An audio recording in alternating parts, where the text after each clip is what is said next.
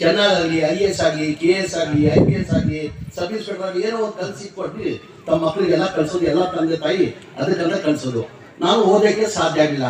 ಈಗೀಗ ನಂಗೆ ಅರ್ಥ ಆಗ್ತಾ ಇದೆ ನಾನು ಎಂತ ತಪ್ಪು ಮಾಡಿದೆ. ಅದಿದ್ರೆ ಇನ್ನೂ ಎತ್ತರದಲ್ಲಿ ನಾನು ಬಳಿಬೋದಾಗಿದ್ದಿಲ್ಲ. ನಾನು ಓದಿಲ್ಲ ಅಂತ ಹೇಳ್ಬಿಟ್ಟು ಹೊಸದೇ ಕೂತ್ಕೊಂಡು ಕಣ್ಣಲ್ಲಿ ನೀರು ಹಾಕ್ತೀನಿ. ಆ ಕಾರಣಕ್ಕೆ ಮುಂದೆ ಮಕ್ಕಳು ದೇವ್ರು ನನಗೆ ಅವಕಾಶ ಕೊಟ್ಟವನು. ಇವತ್ತು ನಾನು ಮಂತ್ರಿಯಾಗಿ ಅಲ್ಪಸಂಖ್ಯಾತರ ಇಲಾಖೆ ಮನೆಯ ಸಿದ್ದರಾಮಯ್ಯ ಅವ್ರು ನನಗೆ ಕೊಟ್ಟಿದ್ದಾರೆ.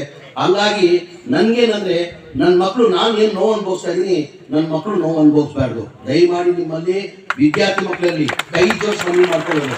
ಅದಕ್ಕಿಂತ ಹೆಚ್ಚು ಯಾವುದಿಲ್ಲ. ಎಜುಕೇಶನ್ ಇದ್ರೆ ತಾವು ಮನೇನೂ ನೋಡ್ಕೊಬೋದು, ಇನ್ನು 4 ಜನ ನೋಡ್ಕೊಬೋದು. ಬಹಳಷ್ಟು ಬಡವ್ರ ಮಕ್ಕಳದಲ್ಲಿ ಏನಿದೆ, ನಾವು ಓದಿ ನಾವೇನ್ ಮಾಡ್ಬೇಕಪ್ಪ, ಏನಾಗ್ಬೋದು, ಏನಾಗಲ್ಲ ನಾವು ಓದಿ ಅಂತ ಹೇಳ್ಬಿಟ್ಟು ಬಹಳಷ್ಟು ಮಕ್ಕಳು ತಲೆಯಲ್ಲಿರ್ತದೆ. ದಯಮಾಡಿ ಆ ತಲೆಯಿಂದ ತಗ್ಗಾಕಿ. ಹಣೆ ಬಾರ ಬರೆಯೋನು ಯಾರು? ದೇವರಲ್ಲ ತಾನೇ ಹಣೆ ಬಾರ ಬರೆಯೋದು.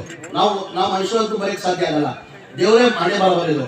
ಇವತ್ತು ನಮ್ಮ ದೇಶದಲ್ಲಿ president of India Abdul Kalam ಅವ್ರು ಆಗಿದ್ರು. ಅಬ್ದುಲ್ ಕಲಾಂ ಅವ್ರ ಬ್ಯಾಕ್ ಗ್ರೌಂಡ್ ನಮ್ಗೆ ಗೊತ್ತಿದ್ಯಾ?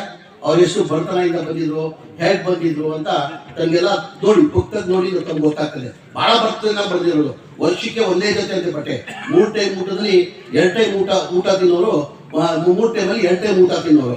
ಅದೇ ತರ ಅವ್ರು ಬಿಟ್ಟಾಗಿ ಅಬ್ದುಲ್ ಕಲಾಂ ಸಾಹೇಬ್ರು ನಮ್ಮ ರಾಜ್ಯ, ನಮ್ಮ ದೇವೇಗೌಡರು ನನ್ನ ರಾಷ್ಟ್ರೀಯ ಗುರುಗಳವರು. ನಾನು ಆ ಪಕ್ಷದಲ್ಲಿ ಈ ಮಟ್ಟಿಗೆ ನಾನು ಬೆಳೆದಿರೋದು ಒಬ್ಬ ರಾಷ್ಟ್ರೀಯ